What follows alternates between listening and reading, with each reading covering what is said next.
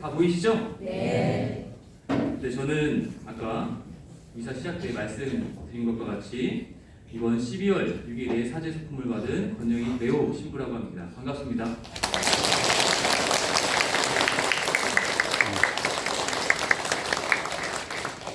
이미 아시는 분들께 또 인사를 하니까 좀 그렇네요.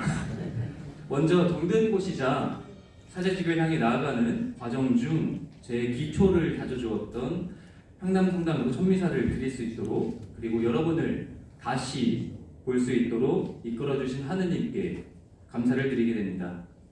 또 기꺼이 오늘 천미사를 봉헌할 수 있도록 배려해주신 김지섭 요한사도 주임 신부님께도 이 자리를 빌어 감사의 말씀을 전해드리게 됩니다. 제가 학부 1학년 때 부제반이셨기에 짧게 1년만을 보았던 신부님이신데, 그 학부 1학년이었던 제가 어느덧 이렇게 신부님을 찾아뵙게 되었습니다.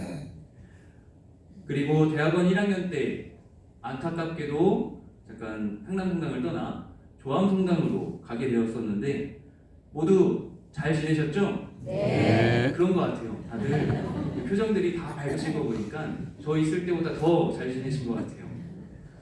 이곳을 떠나며 마음이 많이 아팠었는데, 그래도 제가 떠남과 동시에 우리 최연서 클레멘스 1세 학사님이 입학을 하게 되어 저도 큰 위로를 받았습니다. 끝까지 포기하지 않고 걸어준 우리 학사님 정말 고맙습니다. 그런데 이제 군대 가죠? 네, 이제 군대 이야기는 하도 많이 들었을 테니까 오늘은 안 하도록 하겠습니다. 가족을 오랜만에 뵙는 것처럼 설레고 떨리는 이 감정을 가지고 강론을 시작해보고자 합니다. 오늘 강론은 상본 다 하나씩 받으셨을까요? 네.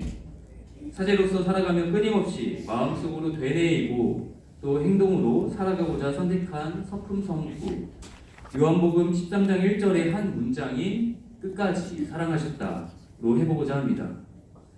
그런데 이걸 이야기하려면 제 성소 이야기로 시작해야 되죠.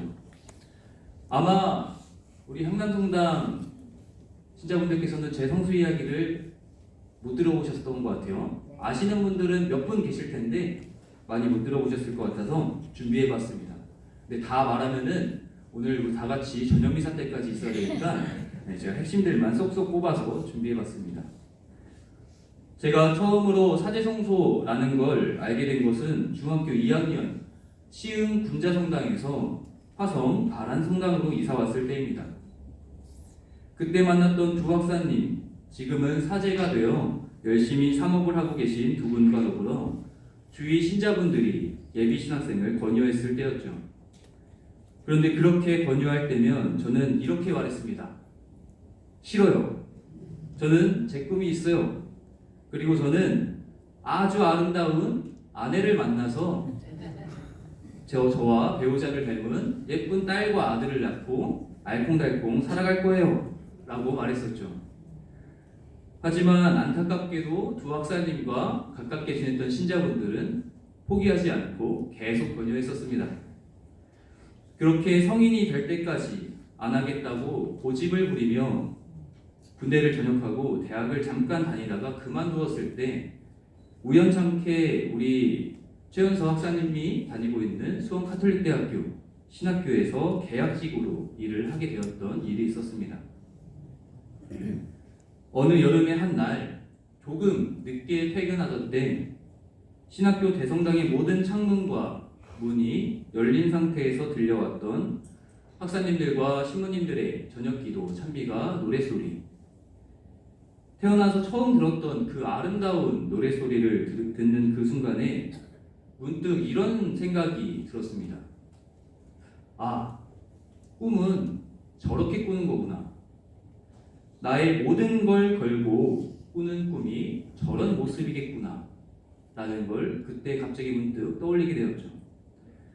그래서 그렇게 고심한 끝에 그때 바란성당에서 주임 신부님께 면담을 하고 예비 신학생을 시작하면서 그때 향남성당으로 넘어오게 된 것이었습니다.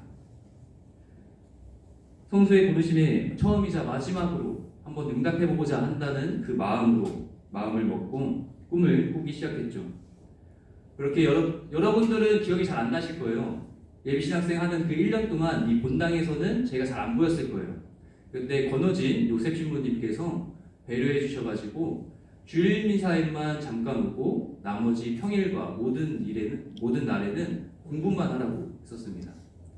그렇게 1년간 죽었다 생각하고 공부만 하다가 그 하느님의 은총으로 신학교의 정문을 당당히 통과해 신학생이 될 수 있었죠. 그렇게 시간이 흘러 저를 이끌어준 그 예수님의 깊은 사랑을 다시 느끼고 다시 바라보게 되었던 순간이 있었습니다. 대학원 1학년을 마치고 한 달간의 대침묵 피정을 가게 되었죠. 한 달간 사람들과는 말도 못하고 오로지 기도 안에서 예수님과 대화만 할 수 있었던 시간 속에서 골고타 언덕을 향해 가시는 예수님을 묵상하던 때였습니다. 묵상 안에서 십자가를 짊어지고 당신이 죽을 그곳을 향해 가시는 예수님을 묵상하게 되었죠. 사람들의 온갖 모욕과 조롱들이 난무하던 그 길 한가운데에서 저는 예수님께 뛰어가 물었습니다. 주님, 왜 이렇게까지 하십니까? 그때 피투성이의 예수님은 잠시 걸음을 멈추고 옅은 미소를 지으신 그 얼굴로 저를 지그시 바라보시며 딱 이 한 말씀만 해주셨죠. 내가 사랑하는 사람들이기 때문이다. 그런데 십자가의 고통 가운데 계시며 보여주신 그 옅은 미소는 예수님께서 항상 사람들에게 다가가실 때마다 저에게 보여주셨던 환한 미소와 함께 겹쳐보았습니다. 그때 알았습니다. 언제나 환한 미소로 나에게 다가오시며 당신께로 오게 하려고 손길을 뻗으셨음에도 저는 그 손을 계속 뿌리쳤고 때론 복음 속 사람들처럼 예수님을 조롱하고 모욕했던 저의 과거를 바라볼 수 있었죠. 그렇게 선택한 저를 끝까지 사랑하셨다. 그리고 상본 앞에 보면은 예수님의 그 얼굴이 있을 거예요. 저는 괜찮습니다. 천천히 물 좀 천천히 드시면서 저는 괜찮아요. 미소가 있을 거예요. 그 미소가 박정숙 테클라 자매님의 예수님을 기쁘게 해드리자소 작품 속 예수님의 얼굴만 이렇게 딴 건데 제가 보았던 예수님의 미소와 가장 닮았기에 그걸로 선택하게 되었습니다.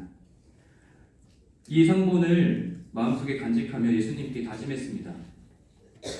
주님, 당신께서 끝까지 사랑하신 것처럼 저도 당신을 끝까지 사랑하고 당신께서 사랑하는 이 사람들을 저도 끝까지 사랑하겠습니다. 라고 말이죠. 서품 받기 전에 들어간 10일간의 대품 피정 안에서 이 지난 일들을 다시 바라보며 어렸을 때 아름다운 배우자를 만나서 알콩달콩 살아가고자 했던 저의 바람이 이미 이루어졌음을 발견하게 되었습니다. 이 세상 어떤 말로도 표현할 수 없는 아름다움으로 저에게 다가오신 하느님과 더불어 하느님 안에서 신앙으로 하나 되어 그 무엇보다도 아름답고 멋있는 모습으로 저의 가족이 되어준 여러분들이 제 곁에 있음을 발견하게 되었죠. 핵심만 말하다 보니 제가 바라던 사제상과 더불어 몇 가지 빼먹은 점들이 있지만 그 점들은 이제 제가 사제로 살아가는 그 모습으로 들려드리고 보여드리겠습니다. 이제 강론을 마치기 전에 한 가지 부탁이 있습니다. 저와 함께 이번에 서품을 받은 총 9명의 새 신부님들, 앞으로의 여정에 예수님의 사랑 가운데 끝까지 여러분들과 함께 하느님께로 향하는 그런 사제가 될 수 있길 기도 부탁드리게 됩니다.